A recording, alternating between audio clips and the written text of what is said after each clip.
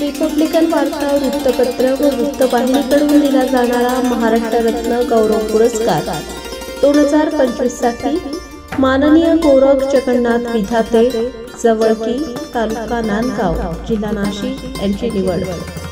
नाशिक जिल्ह्याच्या नांदगाव तालुक्यातील घाटमाथ्यावरील जवळकी येथे शेती व्यवसाय करत असून गोरख जगन्नाथ विधाते हे आपल्या मेहनतीने नियोजनबद्ध पद्धतीने व नवीन तंत्रज्ञानाचा वापर करून कृषी क्षेत्रात उल्लेखनीय कार्य करत आहेत। विविध शासकीय कृषी योजनांचा लाभ घेऊन त्यांनी त्या योजना शेतकरी व ग्रामस्थांपर्यंत पोहोचवण्याचे कार्य केले आहे।